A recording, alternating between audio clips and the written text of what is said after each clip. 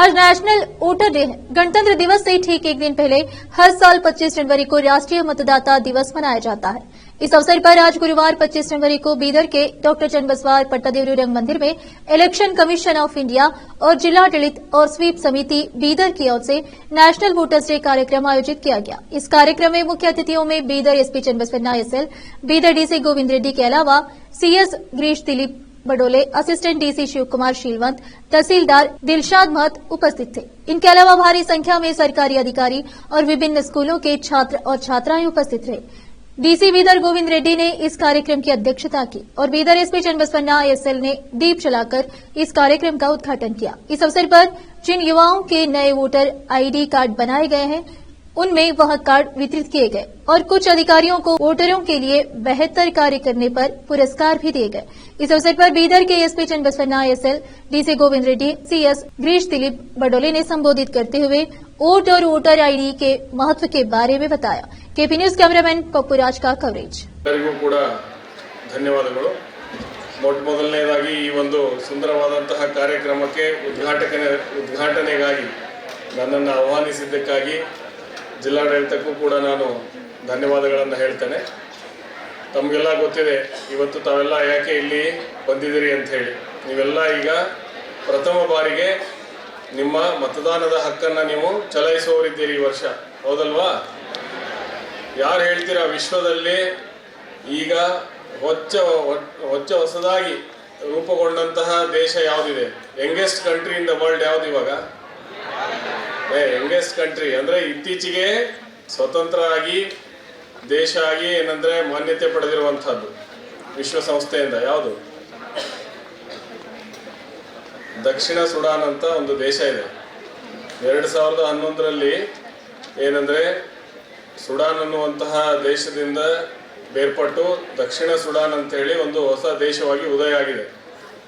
ಆ ದೇಶದಲ್ಲಿ ನಾನು ವಿಶ್ವಸಂಸ್ಥೆ ನಾವು 2011ರಿಂದ ಆಚರಣೆ ಮಾಡ್ತಾ ಇದ್ದೀವಿ।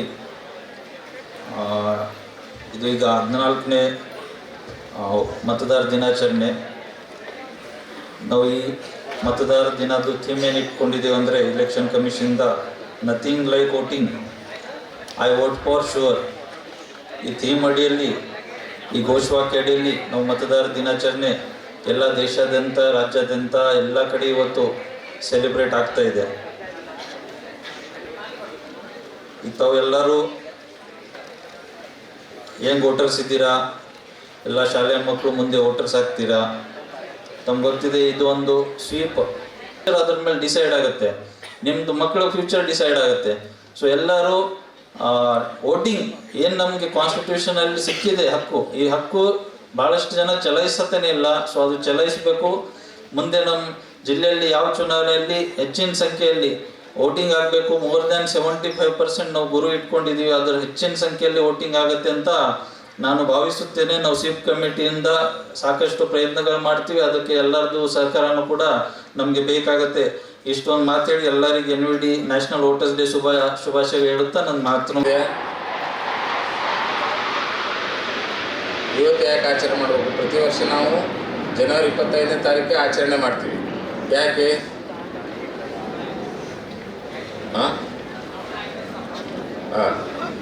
ಅಲ್ಲ, ಹುಡುಗರ ಕಡೆಯಿಂದ ಉತ್ತರ ಬೇಕಾಯಿತು।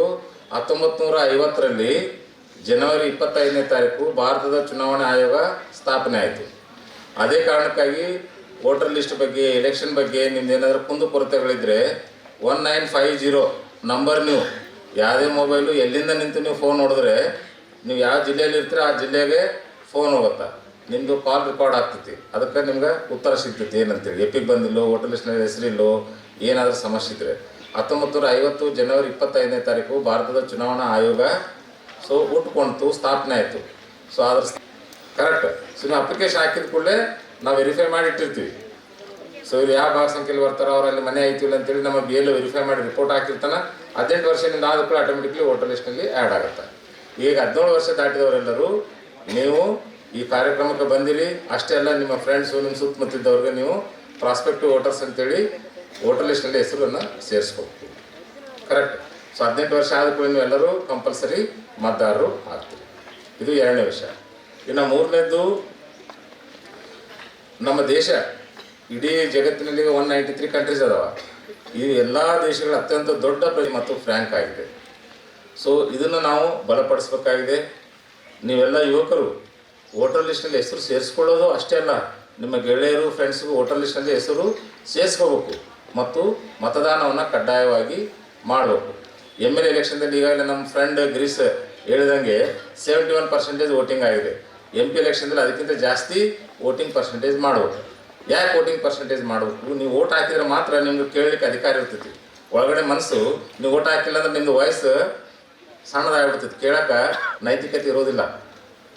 ಸೊ ಆಳ್ವಿಕೆ ಮಾಡೋರಿಗೆ, ಅಧಿಕಾರಿಗಳಿಗೆ ನೀವು ಗಟ್ಟಿ ವಯಸ್ಸಲ್ಲಿ ಕೇಳ್ಬೇಕಾರೆ ನೀವು ವೋಟ್ ಹಾಕಿಲ್ಲ ಅಂದಮೇಲೆ ನಿಮ್ಗೆ ಒಳಗಿನ ಧ್ವನಿ ಕುಸಿತಗೊಳ್ತೈತೆ ಅನ್ನಂತಾನೆ. ಸೊ ನಿಮ್ಮ ಗಟ್ಟಿ ಧ್ವನಿ ಬರಬೇಕು, ನಿಮಗೂ ಪಾಲ್ಗೊಳ್ಳುವಿಕೆ ಅಂತ ಕರಿತೀವಿ, ಪಾರ್ಟಿಸಿಪೇಷನ್ ಆಗಬೇಕು ಎಲೆಕ್ಟ್ರಲ್ ಸಿಸ್ಟಮ್ದಲ್ಲಿ, ಪ್ರಜಾಪ್ರಭುತ್ವದಲ್ಲಿ. ಅಂದರೆ ನೀವು ವೋಟ್ ಹಾಕಿದರೆ ನಿಮ್ಮದು ಪಾರ್ಟಿಸಿಪೇಷನ್ ಆಗ್ತದೆ. ಪಾರ್ಟಿಸಿಪೇಟಿವ್ ಡೆಮೋಕ್ರಸಿಯಲ್ಲಿ ನೀವು ಬರ್ತೀರಿ. ವೋಟ್ ಹಾಕಿಲ್ಲ ಅಂದ್ರೆ ನಿಮಗೆ ಆ